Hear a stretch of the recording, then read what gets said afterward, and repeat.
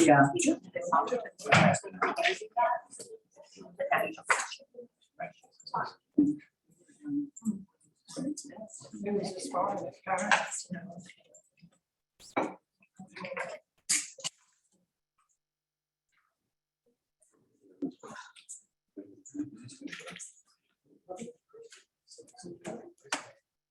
Awesome.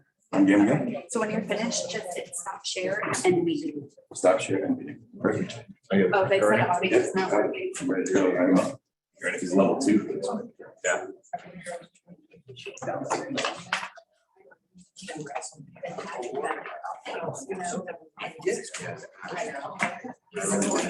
I want to just.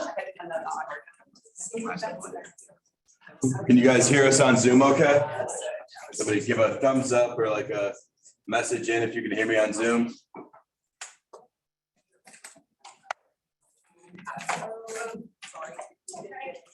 Perfect. Thank you, Whitney. Awesome, guys. Thank y'all so much for coming today. Really appreciate y'all taking the time, especially coming out of this new year out the gates. We look forward to this 4-step process, talking about investment properties. So with that being said, of course, I'm not Dominic. Dominic, fortunately, is under the weather, but I'm here to step in. Caleb and I have a lot of awesome information for y'all, and we're excited to kick this thing off. And hi guys, I'm Caleb. For those of you that don't know me, I'll give you guys a little bit of a history of who I am, why I'm doing this, and really why I want to help you guys and why it's important to me to teach you guys about investing and also teaching your clients about investing. So do you guys know who Wally is by any chance? Right across the street? Show of hands. Perfect. Awesome. Great. So no introduction needed on Wally's side, but who Wally is from a personality side, he's an incredible person. He just wants to pour into people. And luckily, I've been one of those people that he's got to pour into. I've got to be by his side for the last 4 years and really soaking in that information, learning, investing strategies, how to invest, 1031 exchange, just anything you could think of when it comes to investing and property management. And I love it. So overall, I've had a really great experience in seeing him, being a part of him, going through the contract side. And I want to be able to give back to you guys. The biggest thing that I noticed when I was going through investing was that nobody knew anything. I mean, when we would go into contract, it would be like, okay, we're under contract. What's the next step? Okay, well, you've got to go into the inspection. You got to do due diligence. Okay, now what? Okay, well, then you have to go through this part. So I thought it was very important that I give back to you guys and coach you. And that's what these 4 classes are going to be about. I also think he's downplaying his role when he was helping out Wally. Not only was he helping him out on the contract side and more on the finance side, Wally would actually send him out to go meet with these different property managers, and he's had some crazy stories happen to even like evict tenants and stuff. So he has been boots on the ground all the way to finances, and so definitely was downplaying it. I appreciate that. Yeah. So what we'll be doing over the next 4 weeks is what this week's going to be is how to find a property. So I'm going to be doing really just a high level on really overall, where can you find properties on a single family side and on a multifamily side. So there is a big difference between the two. I'll go through them. I'll kind of let you guys know some pros and cons, just being transparent. I'm a super multifamily freak. I love it. It's something that once you learn the differences, to me, it's night and day. And I just love multifamily. I can't tell you guys enough. Single family is great. It's a great way to get started. And it's a way I've started off by getting in my first single family. But the second that I can get into multifamily and keep my primary, I'm going to do it. There's no ifs, ands, or buts about it. And through this process, I'm going to let you guys know why. Next week, we're going to actually review over how to analyze a property. So how many people here currently know how to analyze a property and or could show their clients how a property cash flows? Okay. Perfect. So that's my goal, is so that way you guys can teach your clients as well as yourself how to analyze a property, what makes a property good, where can the deal go bad, what GRM stands for, what cap rate is, what cash on cash is. That's what we're all going to go over under step 2. So if you guys are thinking about anything there, I'm going to go very, very deep on that. Today is, again, over how to find that property. And then step 3 is going to be, once you've found that property, once you've analyzed that property, what happens when we're under contract? What do? We've put this large amount of money down. We put the earnest money. We've gone to title. Okay. Woo! Next, what do we do? So I'm going to take you through that process, and then, where could we go wrong? Let me double check real quick. Where could we go wrong? So a lot of people think that, in the transactions where it can go wrong, To me, it's all about after the transaction and really once you've gotten it done, and that's gonna be property management side of it. So if you want to self-manage something, you're more than happy to do that. I'm not gonna tell you, don't do it. What I am gonna tell you is I don't want to be that person getting phone calls at 3 o'clock in the morning, 2 o'clock in the morning, midnight about a water pipe, about anything happening on the property. I would rather delegate that to somebody else who can manage it and then shoot me a text in the morning. Hey, this is the problem that would happen. Let's hop on a quick phone call. Let's discuss what options we have and move forward from there. And that's going to all be where can it go wrong and really that property management side of things. So if you guys have any questions there, that's the way we're going to break it down, and feel free to kind of ask some questions throughout the process as well. Okay. Perfect. So why real estate? Why not stocks? Why not investing elsewhere? Well, because simply the high returns, there's equity, the leverage that you get, the hard asset, and candidly, the tax advantages. A lot of people think about it and they just think, okay, I've got this house. No. You don't just have this house. You guys have 3 different ways you're going to make income off of that. One, the initial investment. That's going to be the income that you get, may not be a ton at first. It may be a couple $100. It does not matter. Let me repeat that for you. It does not matter. If it's $10 a month and that's what you're getting, it's fine. As long as that's covering PITA and the way we analyze the properties, you will not have a problem at all, because number 2, that equity that someone else is paying into the property, OPM, other people's money, someone else is paying that mortgage, the taxes, the insurance. You may be getting $10 a month, but that's one mortgage you don't have to worry about, free money. And that last and third one, when you actually go to sell, that's when you're going to truly cash in on that investment. Or if anytime you want to do that refinance, what's that going to do for you, Colton, if you refinance? It's going to help you out a lot. Be a little bit more specific with that. Tax-free money. How easy would it be for you to go through a property, acquire it, 5 years later, it's appreciated, or let's just say in this market, we don't have to wait that long. 5 months, 6 months after, actually, let's wait. We don't want to refinance after 5 months. Let's go 6 months in a day. 6 months in a day, you've seen appreciation. You buy it $100,000, that's $150,000. What could you possibly do? We could pull that equity out and start rolling this over into a new property. And now we have double the cash flow. And then during that time as well, it's going to keep appreciating. So as long as we're staying within those loan to value guidelines, that's just 3 very easy ways that people don't look at real estate. You look at stocks, you're not going to be able to diversify yourself like that. You're not going to be able to diversify it with bonds, and you can certainly use cash to buy real estate, but cash by itself, I don't know about you, but I don't know when I've put $100 there, went to go pick it up later and it was 101, 102, 103, anything other than the exact same $100 that I put down there. You know what I'm saying? no, I was going to say, shoot, it's probably less than $100 the way this inflation's going. But, Yeah, it probably is. Yeah. So before we get started, I am not an advisor. I have absolutely no interest of being a CPA or financial advisor. If you do want one, I will happily get you in contact with one. If you guys do have one, please let me meet them. I'd love to know if there's any way I can help them or get some clients over to them. The biggest things and the pros and cons when it comes to investing, the first thing, like I said, it's going to be tax write-off. And in our industry, when we're getting so much and we have so much money coming in, when it comes from the commission side of it, or it comes from the deal structure, you guys want to make sure that you keep that money for yourself. I don't know about you, but we just rolled to a new year, which means I'm going to have to pull all this great stuff out. I'm going to have to go to my CPA, give them all the stuff that I've, sold for this year, have them tell me, okay, you sold this great number. This is what you owe. It's an even bigger number. I don't know about you, but I absolutely hate that. It gives me such a queasy feeling. So if I can go there and I can meet with my CPA and say, this is what I made, but also this is what my investment properties took away from me. So this is how much you guys should be giving me money back. I don't owe them. That strategy and that strategic planning is where real estate becomes such a huge leverage. Those cash on cash returns. So again, a lot of people, when they look at real estate, they don't look at it from the initial cash investment. They look at it from the overall performance of it. Like I said earlier, people go, I'm only making $10 a month. Yeah, this property sucks. No, this property is doing great for you. It's covering PITA.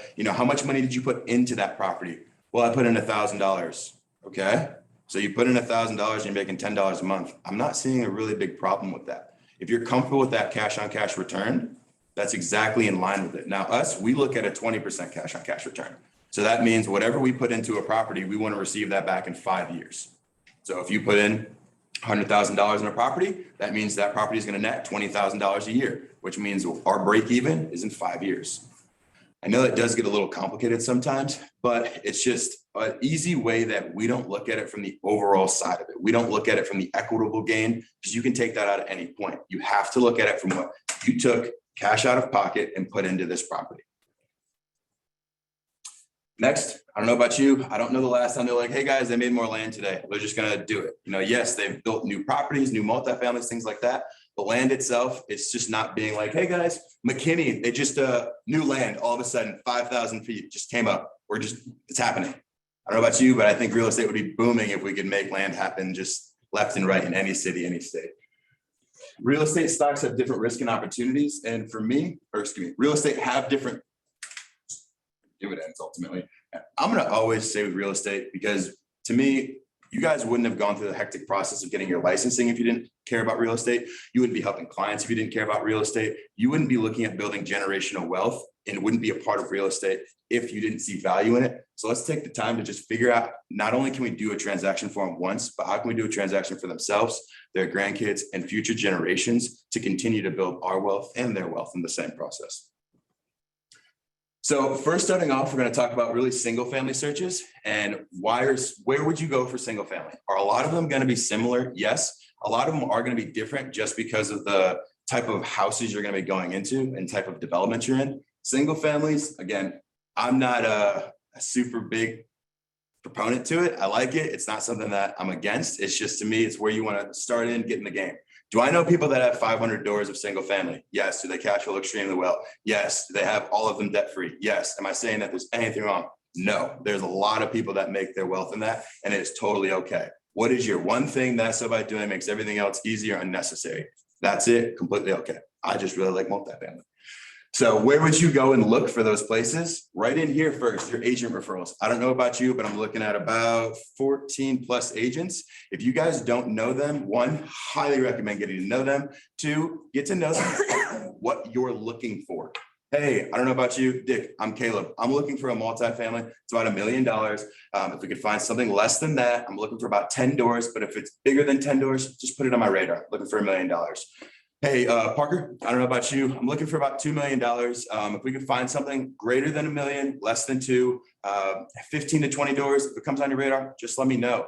These people come across it, and you guys come across deals every single day that you have no idea. There's an army right here. Use them, utilize them, make relationships, build those relationships. And then number 2, that leads me to MLS. Again, we're all licensed in here, at least that I know of. I think I'm the only one that's probably not in anything. But go to MLS. There's a lot of great opportunities there, and we'll dive in on that. Foreclosure List, direct mailers, off-market deals, bigger pocket podcast. The biggest things that we are going to study before we go into any of these single families are going to be, what's the population look like? Now, should you be hesitant if you go into a small population area? I would not say be hesitant. I would say be a realist to yourself. If you have a population of 1,000 people, okay, that is what you have renters. 1,000 people, period, and a discussion. There isn't, more people could move there, more people could leave there, but right now there's 1,000 people, and that's what your pick of the litter is. So if you're going to have 500 units there, understand you own 50% of the population. That's not a meaning, that's not anything, that's just facts the way it is. So understand it's important to at least diversify it when it comes to the city side, because you don't want to compete with yourself. You want to look at growth, you want to look at rental comps, you want to look at new companies. Now, this new companies one wasn't one you would originally look for, at least for us. But the way Texas is going, the way people are moving back and forth, I mean, 2-3 years ago, yes, Austin was great and it was incredible. But now, I mean, Austin is skyrocketing in values, all because a couple big companies decided, hey, we're going to go ahead and move here, and this is the place that we want to be. I don't know. I've seen some crazy other things right over here in McKinney with was it PGA that's coming over here? Those values, again, skyrocketing. As soon as you name one place that's going to be there, at least in this economy, it booms. And last but not least, and what's super important, I'm sure you guys see, the school side of it. Now, it really depends on what type of renter you're looking for. If you want somebody with a family, if you don't, but again, you just have to be aware when you're going into these areas, what are you going to be studying for? So first, when it comes to agent referrals, how do you start these conversations? Very similar to what you just saw me do. Hey, I'm Caleb. This is what I'm looking for. This is what my box is. Do you have anything that matches it? Hey, completely understand if you don't right now. If you do, please shoot me an email. Let me analyze it. I'd be happy to take a look or make an offer on it.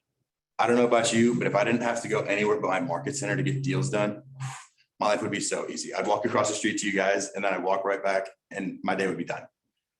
So what are some pros and some cons to that? The pros, they're in your market center. You're building your internal sphere. That's incredible for, if you guys aren't building your internal sphere, you're starting off on the wrong foot just because you have to have that sphere of influence. Other agents can help you, those CPAs, financial advisors, everybody that you know can help you get a transaction. Just like when it comes to your guys' day-to-day business, it works the exact same when it comes to investing. You just have to have those conversations and let people know, I am looking. You may not, some of them may not have hit the market just yet, so you can't get some off-market deals from you guys.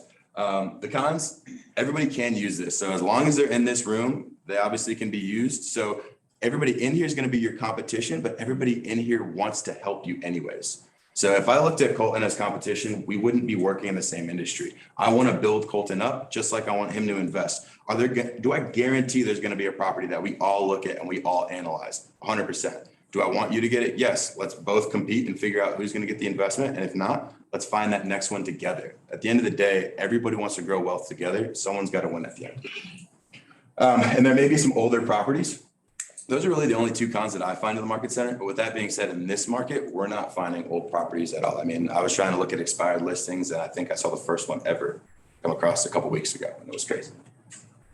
So next, when it comes to MLS, what are you looking for? So you're looking for whatever your box is. Everybody has to have a box. And do you guys know what I mean by a box before I get started or before I continue? See some heads yes, some heads no. So what I'll explain by a box is what exactly are you guys looking for when it comes to investing? What is your price point? What cash do you have out of pocket? What is it that you're looking for on the return on that investment? So that way you're not just saying, hey guys, I'm an investor. I want to go and buy a property. Send me something 500,000. Okay, I could send you everything possible that's $500,000 or less. And honestly, that's not going to do a whole lot for me.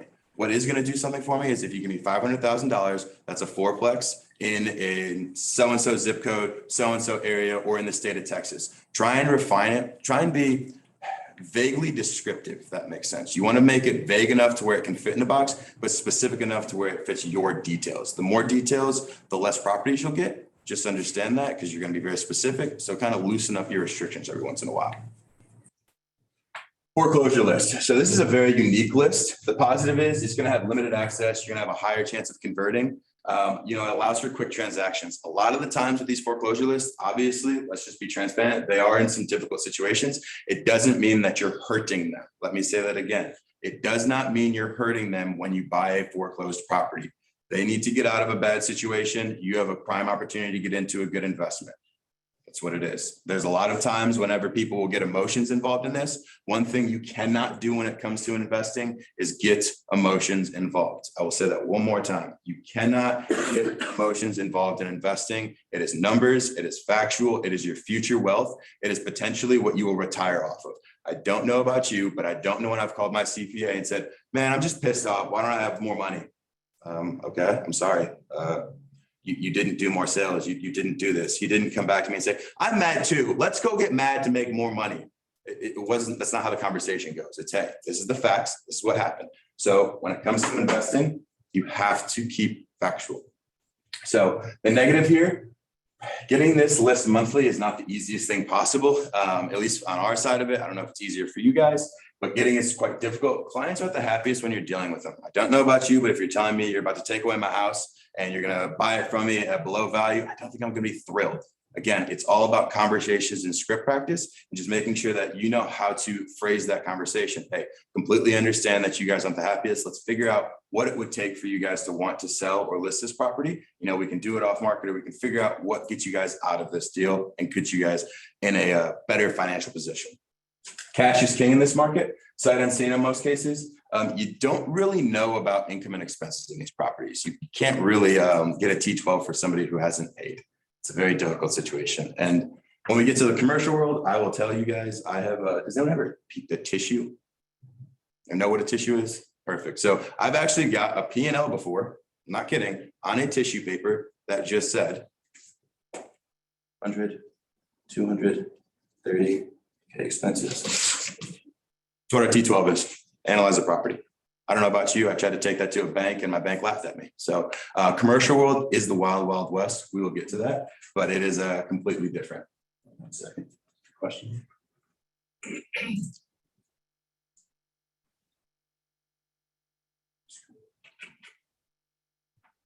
I don't know what they mean by view the big screen. Do you guys know? Or remove the zoom or whatever that is. I'll be zooming in probably. Camera. Which, like that camera or? Oh, hit F11 on your keyboard. Oh, I'm sorry, when you're clicking on the PowerPoint. There you go. So next we will go over to direct mailers. So direct mailers, in my opinion, is highly undervalued. I don't know about you, but have you guys seen the AM cards before? Perfect. I'm sure most of you guys have. I love using AM cards. I actually use it personally. We use it whenever we're attacking commercial deals. I use it for single family deals. It doesn't matter. I don't know about you, but anytime I can get a card, open the card, see my house, and then there's a value prop there, I'm enticed to respond. I have to. Even when I get those stupid mailers that I get over, hey, check out your mortgage. You could get this happen. No, I absolutely know that's not possible, but you guys got me. I opened it. I opened it. So that's the point of mailers. It's to find the area that you guys want to invest in, find the area you want to buy in, start sending out mailers, keep them top of mind, let them know. I'm not one to say, put a sign on the side of the road that says, hey, I'm an investor, call me 1-800.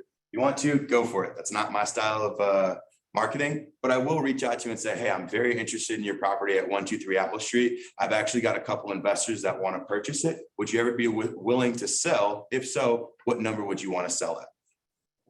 I don't know about you guys, but would you guys respond to that card? Maybe, maybe not. If you got it every single month and then times got tough or you decided, hey, COVID hit, I don't really want people coming through my house. I got this card in the mail. I could probably call them. The more top of mind, the easier it is for you to get in that door and get in for anything, regardless if it's an investing side or whenever you guys are going to find buyers or listings, doing the exact same thing. It works the exact same way. What are they called? AM cards? AM card, yes. Is that a company? It is, yes, ma'am. If you need, I can grab, I have their card in my office. I think I've also got a template one if you want to get their Connect with information. Valada. Yeah. Yeah. So the positives, it's a chance to connect with the areas you want. It's very cheap marketing as long as you know the address and you know what you want to send out. You're casting a very big net. I guarantee you if you send out 10,000 mailers, are you going to get a 5% return? No. Are you going to get between about 1 to 3? Yes. In my opinion, you probably will get closer to that 1%, but you're getting someone that raises their hand every single time. And that's all you need is one person, one deal. And once you close on that deal, then the next deal, then the next deal, then that compound effect. Then we talk about going to Colton and say, hey, Colton, remember that first deal I did with you? It's actually appreciated 20%. Can I pull some cash out? Yep, cool. Pull some cash out. What are we pulling it out for? I want to buy another deal in the same neighborhood. Another investor raised their hand. Perfect. Let's do it. Boom. Wash, rinse, repeat. So what's the negative? You're going to get very low response. It's definitely a long-term play. I know that you guys farm areas, so it's not something you can just go, hey, I'm here, sell your house with me. It's kind of something you have to go in, build the credibility around and say, hey, I've been in your neighborhood. I've sold 5 houses. Hey, we've sold 10 houses and all 10 of them have sold 20% above list price. Hey, what would you like if that was you? Just talking about all those great things. Again, hey, we've acquired properties in your area. We've successfully acquired property, kept you in the house for 6 months and then rehoused you. Imagine being a homeowner who's going through a difficult time. Someone comes to you, they say, not only will we buy your house, but we'll give you 3 to 6 months that you guys can stay there, find a new property to live in. And then that 6-month mark, we'll help you guys find that property. What type of power does that give you? You as the realtors can now not only acquire that property on the investment side, allow that person to get some comfortability in saying, okay, I'm going to be moving. They're paying rent, which means you're building that income. And then you can help them find their next property, whether it's a rental property or actually buying from it. What would that do for you guys? Just think about that. You're going to have less than 5% conversion. And a lot of the mailers, like I said earlier, they do have a negative perception around it. But as long as what your message is correct, I never see a problem with it. Just don't be one of those people that, hey, I'm an investor. I want to buy all the properties. Call me right now. Hey, I'm an investor. If you don't call me now, you're going to lose money. That's not, just be true, be emotional. This is the one time I will say, be emotional. Don't be factual. Let that person know you want to buy this and what your purpose of buying it is. So off-market deals. This is going to be, your best and highly sought out. Now, they are off-market deals, so you're not going to see them on market, hence the name, but you have to work for these. These are not things that are just going to come to you, again, off-market. These are going to be people where you think outside of your box. So who are people that you think outside of your box? Fencing companies, contractors, roofers, anybody that's going to help whenever a major renovation or something major that's going to impact the house, they're going to be inside of it. They're going to know. Hey, man, contractor, what's the last 6 jobs you just did? Just did a kitchen, just did a bathroom, just did this, just did this, just did this. You mind me asking where? Yeah, did them at 1, 2, 3, 2, 2, 3, 3, 3, 3, 4, 4, 3, 5, 5, 3. Awesome. Did you have a good relationship with those owners? Yeah, man, great relationship. Would you mind doing me a favor and teeing me up so I can go ahead and get a CMA ran for them? Let them know that their home's appreciated so much. We run a CMA, we get them in the game that way. Then we let them know, hey, if you'd ever be looking at selling, I've got a cash buyer or I've got a buyer that's willing to buy your property at A, B, and C price. Again, you're taking somebody, finding and utilizing people that are inside of your sphere to reach out to and say, hey, who do you know that can help me, that can help you? And then you just wash, rinse, and repeat the entire time.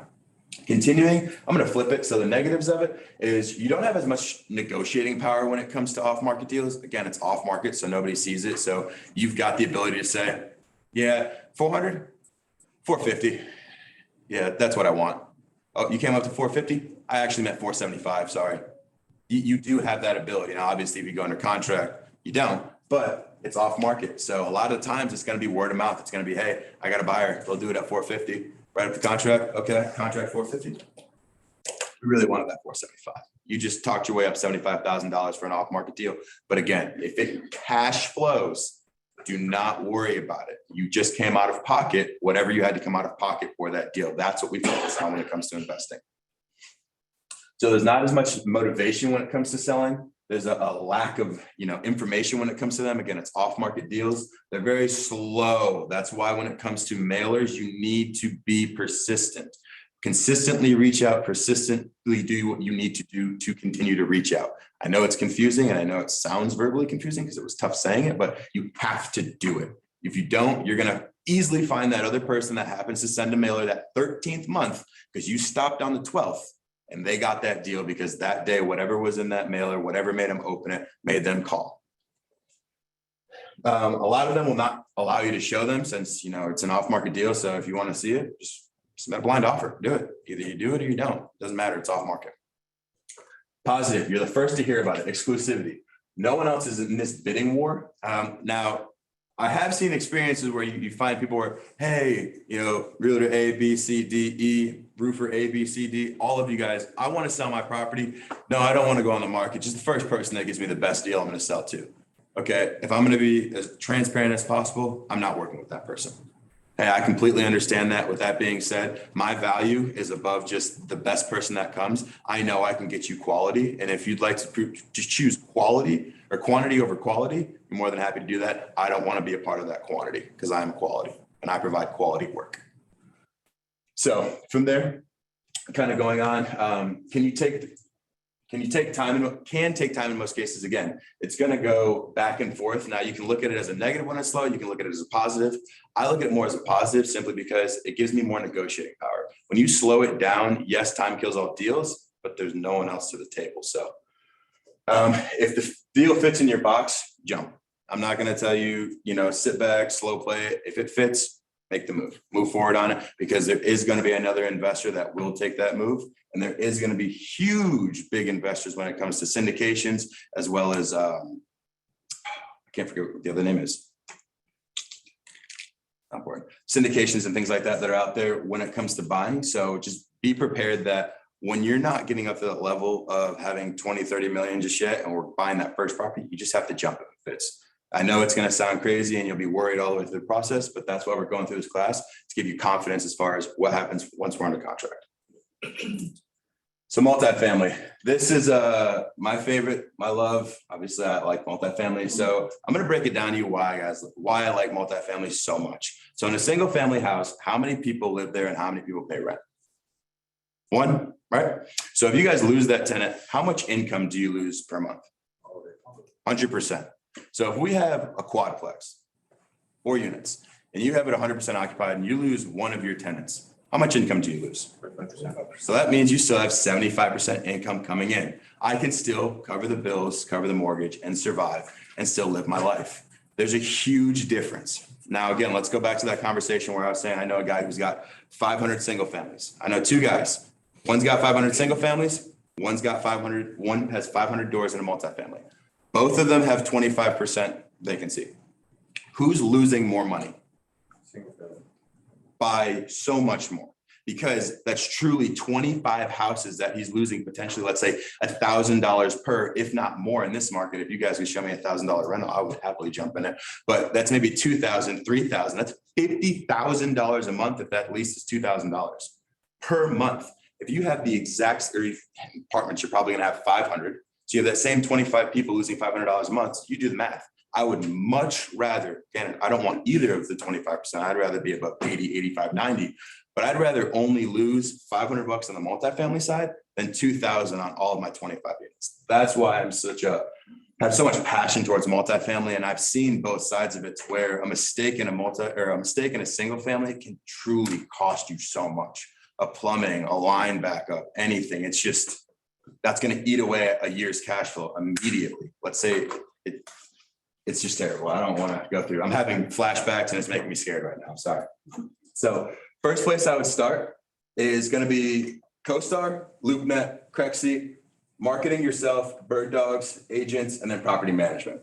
So CoStar. What is CoStar? So this is a paid one. CoStar is it's like a conglomerate of everything. So you guys are familiar with apartments.com.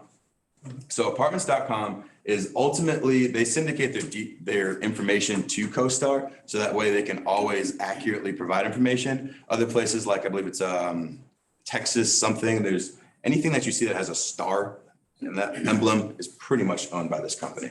So they syndicate out their information so that way they can always keep up to date information when it comes to rents, when it comes to occupancy, when it comes to anything. So that way, when we go in step 2, analyze the property, we can analyze it the best way possible. I love it. It does cost. So that's the biggest negative to it. But I guarantee you, if there's somebody in the multifamily world, this is where they're going to go. It's going to have the most exclusivity. It's going to have the most details to it. It's going to have real-time updates. There's a ton. Oh, Ronald raised his hand. It's important. I don't know if you meant to raise his hand. Real-time information. Everything's going to hit this first. I almost guarantee it. If you see it on LoopNet next, it came here first. It's very, very, very valuable data. So the information that you're going to get from CoStar is going to be down to my physical name, my physical LLC, my home address, my cell phone number. I mean, they have extremely good information. So if you wanted to reach out to an owner, talk to an owner, sell to them, whatever it looks like, I would go to CoStar first. Again, it is a pretty expensive tool when it comes down to it. I don't know the total for you guys off the top of my head, but I can get that for you and add it to the next time. So they're also going to do a lot of things as far as like future growth predictions. They have incredible data that they can add. I could go on for hours about what CoStar has to offer. The best thing I could say is just take some time, watch a little video of it. They do not have a free option for CoStar. If you wanted to get a free option, I would start off with LoopNet. LoopNet is free. So it's free to use. There's tons of properties. Now it's going to vary all the way as far as new that hits the market. If you're serious and you want to jump on investing, get on this every single day. The way that we've acquired all of our units was not us going once a week, twice a week. It was Wally, myself, and our partner getting on every single day to make sure we're finding properties, what hit the market, what's going on new, what's about to come soon, what's hitting it. If you're not doing that, you're going to miss that prime deal. Someone else is going to call in, someone else is going to get an offer. And the key to that is while you're talking to those listing agents, you're talking and saying, hey, do you have any other off-market deals or any deals coming up that have not hit the market yet? I guarantee you they're going to go ahead and get you that information or prepare you for what's going to come out or get you set up on one of their monthly emailing lists. 100% get on every list that you could possibly get on, no matter what. So continuing with LoopNet positives, it's how to meet buyers and listing agents. You know, it covers a large amount of the US. There's data points is really good to analyze. And lastly, the auto search to save time. And by auto search, it literally just sounds like auto stuff that pops up as far as, hey, I want to look in Frisco, I want to look in this area. And then on your right-hand side, it's very familiar. It's very similar to Zillow, but it's not. It's on the commercial side. So the negatives, a lot of them may already be sold. A lot of them may already be under contract. But even if it's under contract, I'm still going to ask this question. Hey, what are your confidence that it's going to close? If it's high, low, whatever. Hey, can you please keep me informed so that way if anything happens at all, I can go ahead and immediately put an offer in. In the commercial world, I will tell you a lot of times deals go bad. Deals go sour due to financing. Deals go sour due to hedge funds getting involved. Deals go sour because they come up to the last day and person A is ready to go ahead and buy and put some money up, and person B went to Vegas and put it all on black and they don't have their portion. So guess what? You can't buy the property. Deal goes sour. It happens a lot more frequently than it does in the single family side. So you want to stay top of mind. You want to make sure these listing agents and buying agents know who you are, because it's going to go quick. And when it happens, it's fast and slow in the commercial world, because you can drag the process out 30 and 30, 45, 90, 90, whatever, or you can be as aggressive as you want. So Crexy, I like Crexy as well. I would still go the order. I would still hit CoStar, LoopNet, Crexy. There's things that hit Crexy that don't hit LoopNet. There's things that hit LoopNet that won't hit Crexy. The negatives, there's a lot more competition here. You must move quickly. Again, there's a high level of competitors because it's free. But the positive is there's going to be a lot of great deals. Covers a large area of the US as well. The data points that are used, auto search. They're very similar. I just personally prefer LoopNet because of my success I've had with it. I've found more transactions and I've been able to successfully not only find them, but make my bird dog list of other listing and buying agents. One thing that did I hear how? Sorry. One thing that you'll notice is a lot of agents, listing and buy side, are the same. When you're in the commercial world, there's not a ton because there is a lot of complicated things that could happen throughout the process. So marketing, if I'm finding a property and I'm doing it off market, I'm pretty much doing it the exact same way. I'm sending out mailers, I'm doing letters. Now I'm doing a lot different because they're an investor like myself. So I'm going to tell them, hey, I'm already a local investor in this area. I want to go ahead and build my wealth. What would it look like for you to sell? Is there a number that you want to sell at? Again, the commercial world, wild, wild west. I could tell you crazy stories. I could tell you things that are absolutely disgusting. I could tell you things that are crazy. I could talk to you about deals that we've acquired, no cash, deals we've acquired. It's literally anything you could wildly imagine in the commercial world, it could happen. Up till the day of sale, I've had people, hey, it just happened. We just had a hailstorm come in. We can't do the transaction. We have to delay closing. In February, pipes burst. We had a contract. What'd you have to do? You have to be a human. Hey, this happened. What do you guys want to do about it? Do you still want to go under contract? Well, what are you going to do? Are you guys going to fix it? Are you not going to fix it?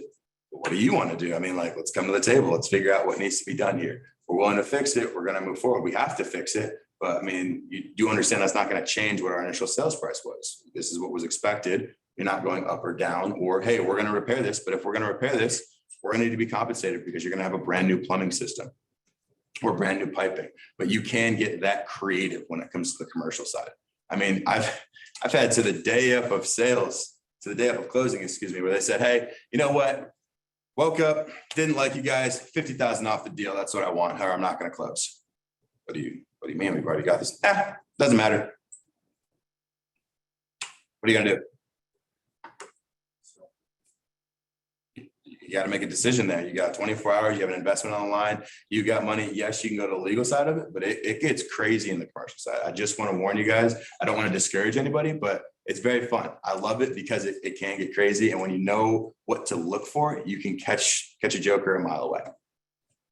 And continuing on the market side, just sending out letters, mailers, again, having that verbiage be structured towards, this is what I'm looking to accomplish from this. What is your goal of selling, or what goals do you have after you've sold a property?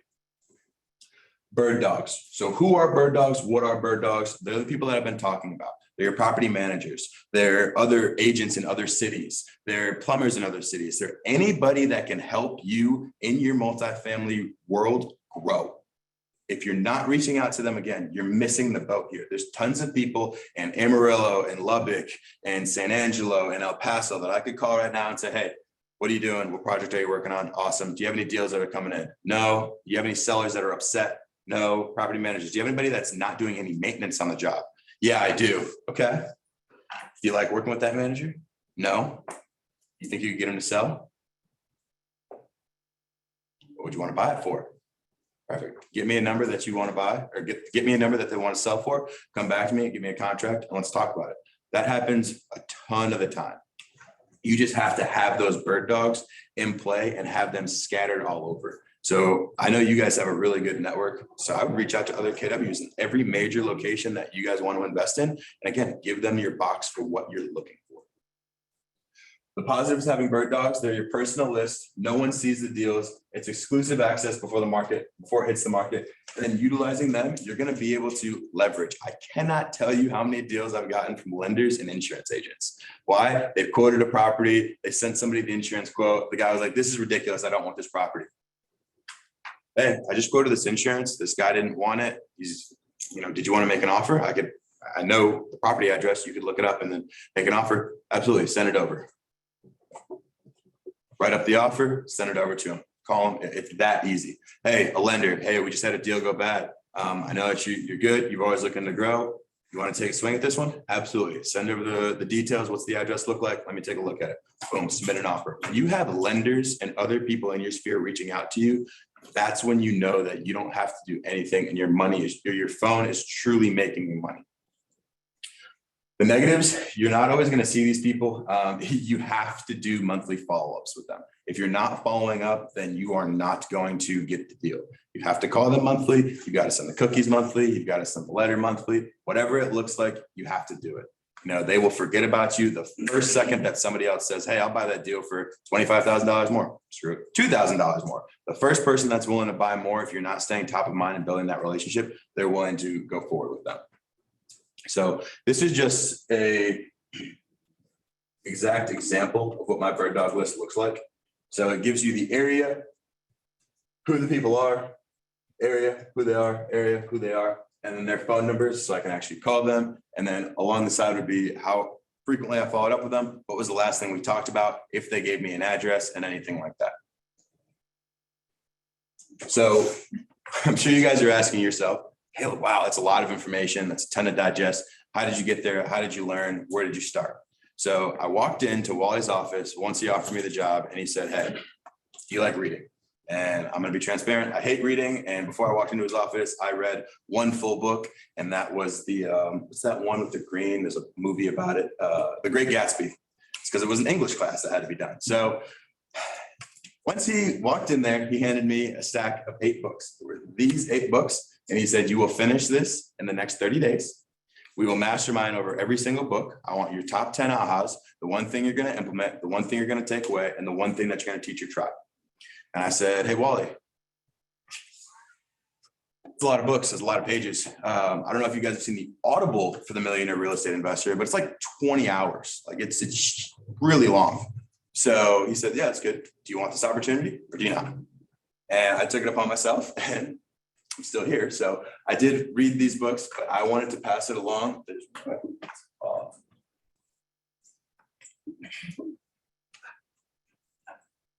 you go. So as well, can't wait. Every single one of these books has helped and attributed to the knowledge of investing in some way, shape, and form. And if you haven't read them, highly recommend getting them.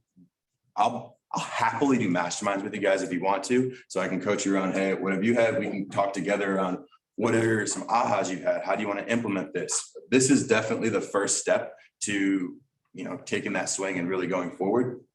So next week, we're going to be doing this at Lawyer's Title. We've got Stephanie Allen that's going to be helping us out over there. And then we've also got on the home warranty side, Julie's going to be helping us out. I wanted to put up a couple of those slides so that way you guys know who our sponsors are going to be next week. And then, did you guys have any questions for me? Or was that all just so perfect? The books. One back up there real quick, I want to make sure. Yeah, absolutely. Jay, you got a question? Same thing, multifamily millions, is that by David Lindall? I believe, yes. Right there. You over it. Any other questions? You guys as a team for your investments, what are you guys usually looking for? Like, what's your box? 20% cash on cash. Where at? Doesn't matter. Location, doesn't matter. 20% cash on cash. Texas is what we're doing right now. If there's something else you guys find in Arkansas, the biggest thing that we've always found out is just take your gut out of it. Take all of it. If it matches our box and it runs the cash flow, we can find a property manager. We can find somebody in that area that's an expert. I can call the local police, the firemen, and say, hey, we're looking at buying this property. We're an investor in the area. Can you tell me a little bit? Do you guys get complaints? Is there anything bad here? Okay, cool. If they tell me, hey, yeah, we've had drugs, we've had this, we've had that, I don't need to go in that area. They tell me, it's just been an area that's gotten run down. We got a bad owner over there. My ears are perked. Okay. What would you guys recommend if you guys could see what you wanted in the city? Man, we'd have A, B, and C. Okay, perfect. That's it. And I'm leveraging that. And then when I go under contract or when I call the actual listing agent, I'm taking all that, taking that into consideration. I would take this offer, but based on what we've seen, it's A, B, and C. If we can get it here, then we'll move forward. Whatever here is within our box. That's what's going to allow us to move forward. Yeah, and I'm kind of trying to do the same thing that Caleb's doing when he's talking about with his current primary and then go into the multifamily after. And the one misconception that I had a roommate that got his master's in real estate at A&M. Gig'em. I was there, but I was like, you're gonna miss a bad rep because you don't know everything about this. Because in my opinion, I thought North Dallas, north of Dallas, the Frisco area, that's the area you want to look at. The Salinas, the Prospers, those type of areas. And eventually I came to the realization I have a team out in Longview and he has 37 properties. And I'm like, Miles, this place has gone from 79,000 to 80,000 in 3.5 years. Why are we worrying about cash flowing here? And he goes, Colton, one thing you don't know, man, people don't leave this town. And I was like, shoot. And so sure enough, I looked at his history and half of his tenants have been there for 8 years. And so it was a big misconception that I had going in, because when I built my house, I built it on Little Union Park. I was looking at what are the top 5% increases in population in Texas? What are those top 5? It was all up there. And so that's where I built my house. And thankfully, it's been appreciating like crazy. Once these new ones sell, I found out about the comps and how that side works. However, really don't be too keen on looking outside the box, looking outside these metroplexes, because there's these little towns. I mean, if you look southwest of Fort Worth, Cleburne, in that area, that's absolutely blowing up. These multifamily areas, these are huge cash flow opportunities. And if it's a little town, sometimes they just don't leave. So that was just my 2 cents. Your foreclosures, so are you looking at more pre-foreclosures? Because foreclosures, are you having to deal with banks? Not all the time. It really depends, because it depends if they own it. So you could always go directly to them prior to it getting, but yeah, it'd be pre-foreclosures.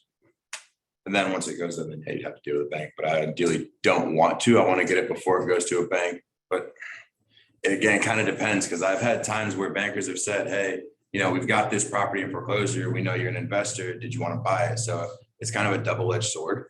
If that makes sense. Mm-hmm.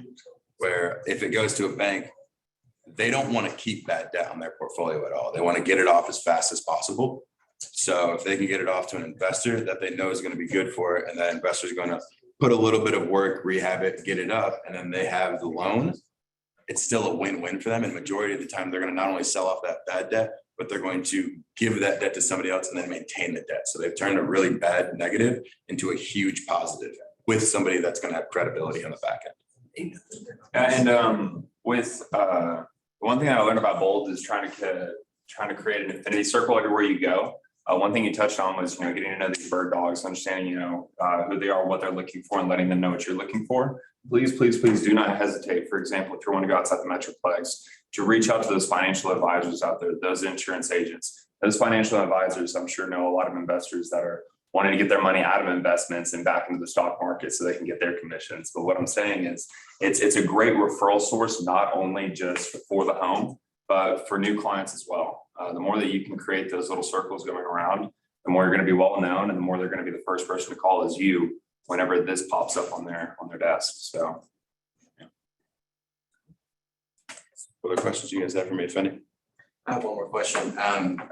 Foreclosure list, can you kind of explain where you guys get that from?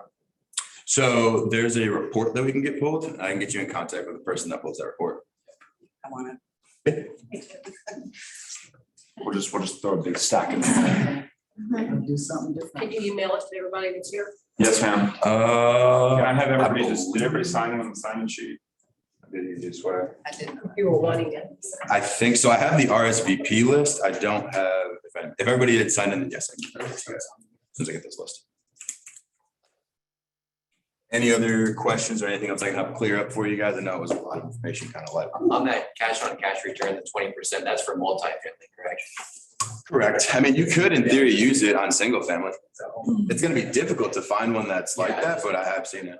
Yeah, it's 20% on single family is pretty rare. Oh, it's extremely aggressive. Yeah. I would say for that, you can tone it down, but it goes back to what your box is. I'm not gonna tell you to adjust your box for what our box is. Multifamily is where we're comfortable. If you find a single family that's got 10% cash on cash, again, I would still say jump on it because you want to get in the game. That 10% cash on cash is just the initial cash investment. That's not the appreciation that you're going to get from the house. That's not, hey, COVID happened, the tenants were super happy, they want to renew, and we're going to renew at $200 more because market rent went up.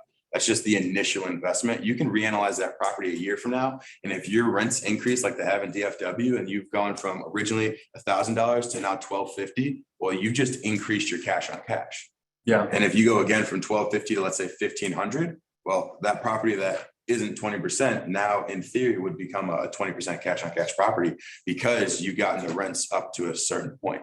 It may not be an initial cash on cash for single family, but you can certainly, as reanalyzing it, get there, which is what we do quarterly or annually to make sure that, hey, did our year property, even after refis, cash out and everything, did it still perform how we needed it to perform? Yeah, and I mean, for like even single family, I mean, I have a lot of first time home buyers who come in and they want to stop renting, right? Because the cost to rent right now is just going up like crazy. So with that, although it might be like a 10% right now, it could see up to 20% the way this market is going. I just called my buddy yesterday, another one of my buddies from A&M, and he's paying $500 more than my mortgage right now and half the square footage. And so in my opinion, I'm like, well, maybe this is 5% cash on cash here in 6 months, but 5-6 years down the road, who knows what that could possibly be. And being able to educate your buyers on that long-term goal, being able to kind of guide them through that path mentally. So whenever they go, they see the big picture and they have their why behind buying that initial property in the first place. The Zoom PowerPoint, are you guys posting this online? $5. I believe, well, I actually think they're having it YouTube saved. If I remember correctly, they're saving this YouTube video or saving this Zoom, putting it on YouTube. But do you want the PowerPoint? Well, next week, I can't make it next week, but I plan on being here at the other weeks, but I was just curious for next week. For sure. We could set up a Zoom link and have it all. Let me get with our team and I should be able to get with Alec and Josh and figure out a way that we can have a Zoom or something set up. Sweet, thank you. We'll just get somebody in the back and they'll just FaceTime the whole time. Everybody else can just sign up. Any other questions I can help answer? Cool. Well, thank y'all so much again for taking the time out of your day to come out here. If y'all have any questions later on or anything pops up down the road, please do not hesitate to reach out. I know it's a full week away, but the more that we can digest each step, the better you're going to be at the very end rather than, okay, wait, what was step one again? We're on step 4. So whatever we can do to help y'all out, we're here. Where is it? It's going to be a lawyer's right across the street upstairs.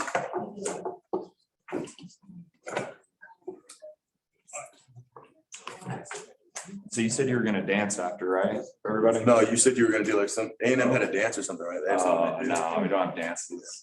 Are you hard lenders as well? I don't do that, no. But I do know people who do hard money lending. And I've actually talked to quite a few investors, a couple in South Lake that have a bunch of single family residents that they do hard money lending on all their properties. And cash flow is insane. What is your interest rate right now for investors? Oh my goodness. I haven't looked at the interest rates today on investors. Right now we are at a 52-week low, 4 days in a row on right now with the 3